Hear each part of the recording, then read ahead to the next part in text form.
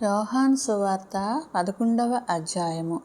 మరియా ఆమె సహోదరి అయిన మార్త అనువారి గ్రామమైన బేతనియలోనున్న లాజరు అను ఒకడు రోగి ఆయను. ఈ లాజరు ప్రభువునకు అత్తరు పూసి తల వెంట్రుకలతో ఆయన పాదములు తుడిచిన మరియకు సహోదరుడు.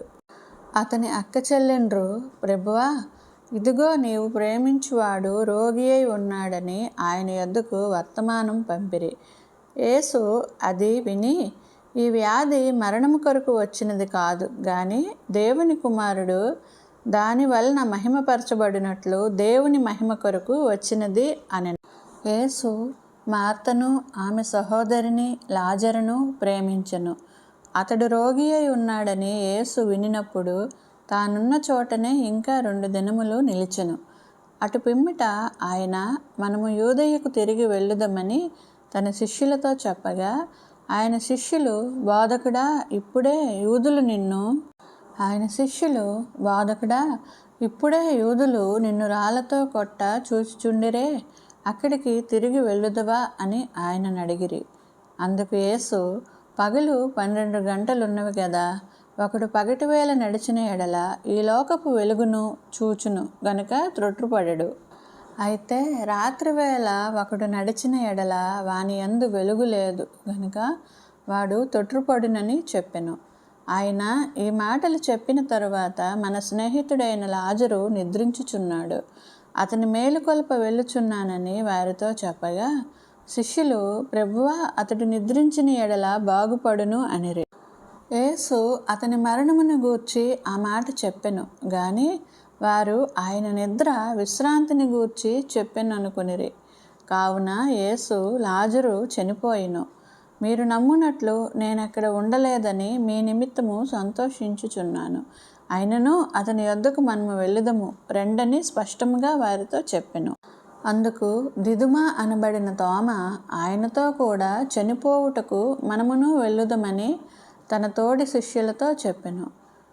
యేసు వచ్చి అదివరకే అతడు 4 దినములు సమాధిలో ఉండెనని తెలుసుకునెను. బేతనియ యెరూషలేమునకు సమీపమై ఉండెను. దానికి ఇంచుమించు కోసెడు దూరము. కనుక యూదులలో అనేకులు వారి సహోదరుని గూర్చి మార్తను మరియను ఓదార్చుటకై వారి యొద్దకు వచ్చి ఉండిరి. మార్త యేసు వచ్చుచున్నాడని విని ఆయనను ఎదుర్కొన వెళ్ళెను గాని మరియ ఇంటిలోనే కూర్చుండి ఉండెను. మార్త యేసుతో, ప్రభువా, నీవిక్కడ ఉండిన ఎడల నా సహోదరుడు చావకుండును. ఇప్పుడైనను నీవు దేవుని ఏమడిగినను దేవుడు నీకు అనుగ్రహించునని ఎరుగుదును అనెను. యేసు, నీ సహోదరుడు మరలా లేచునని ఆమెతో చెప్పగా, మార్త ఆయనతో, అంత్యదినమున పునరుత్థానమందు లేచునని ఎరుగుదును అనెను. అందుకు యేసు, పునరుత్థానమును జీవమును నేనే. నా యందు విశ్వాసముంచువాడు చనిపోయినను బ్రతుకును, బ్రతికి నా యందు విశ్వాసముంచు ప్రతివాడును ఎన్నటికీ చనిపోడు. ఈ మాట నమ్ముచున్నావా అని ఆమెను అడిగెను. ఆమె, అవును ప్రభువా, నీవు లోకమునకు రావలసిన దేవుని కుమారుడివైన క్రీస్తువు అని నమ్ముచున్నానని ఆయనతో చెప్పెను. ఆమె ఈ మాట చెప్పి వెళ్ళి, బోధకుడు వచ్చి నిన్ను పిలుచుచున్నాడని తన సహోదరి అయిన మరియను రహస్యముగా పిలిచెను. ఆమె విని త్వరగా లేచి ఆయన యొద్దకు వచ్చెను. యేసు ఇంకను ఆ గ్రామంలోనికి రాక మార్త ఆయనను కలుసుకున్న చోటనే ఉండెను.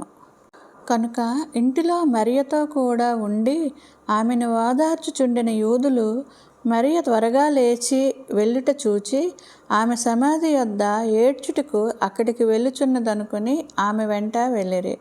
అంతటా మరియ యేసు ఉన్న చోటికి వచ్చి ఆయనను చూచి ఆయన పాదముల మీద పడి, ప్రభువా, నీవిక్కడ ఉండిన ఎడల నా సహోదరుడు చావకుండును అనెను. ఆమె ఏడ్చుటయు ఆమెతో కూడా వచ్చిన యూదులు ఏడ్చుటయు యేసు చూచి కలవరపడి ఆత్మలో మూలుగుచూ అతనిని ఎక్కడ ఉంచితిరి అని అడగగా, వారు, ప్రభువా, వచ్చి చూడుమని ఆయనతో చెప్పిరి. యేసు కన్నీళ్లు విడిచెను.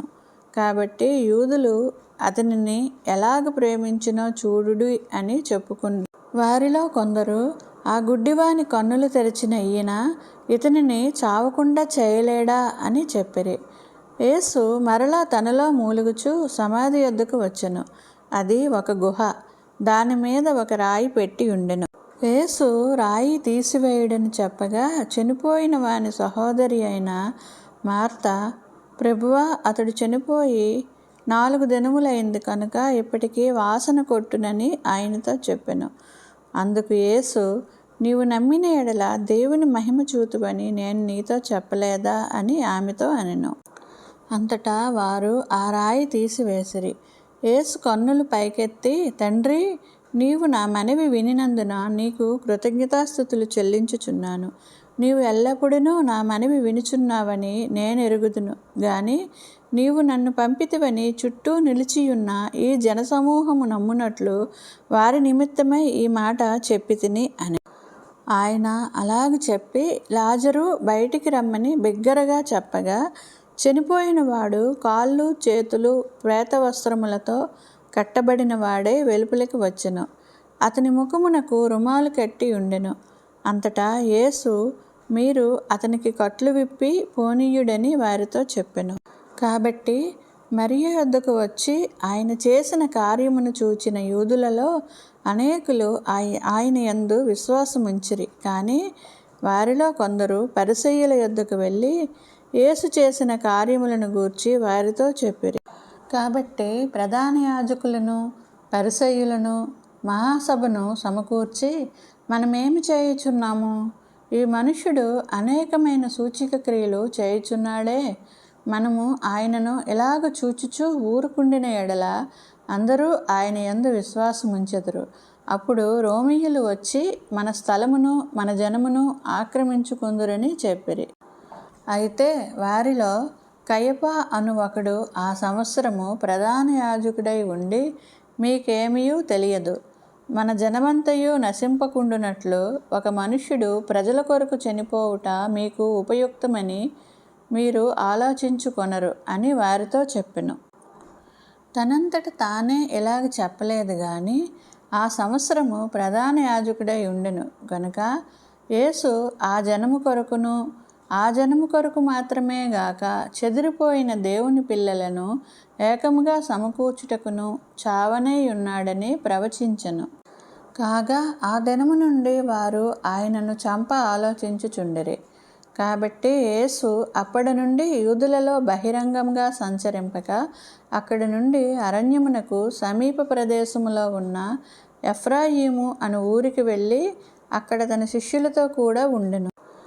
మరియు యూదులు పస్కా పండుగ సమీపమై ఉండెను కనుక అనేకులు తమను తాము శుద్ధి చేసుకొనుటకై పస్కా రాక మునిపే పల్లెటూళ్ళలో నుండి యెరూషలేమునకు వచ్చిరి. వారు యేసును వెదుకుచు దేవాలయంలో నిలువబడి, మీకేమి తోచుచున్నది? ఆయన పండుగకు రాడా ఏమి అని ఒకరితో ఒకడు చెప్పు. ప్రధాన యాజకులను పరిసయ్యులను ఆయన ఎక్కడ ఉన్నది ఎవనికైనాను తెలిసియున్న యెడల తాము ఆయనను పట్టుకొనగలుగుటకు తమకు తెలియచేయవలెనని ఆజ్ఞాపించి ఉండిరి.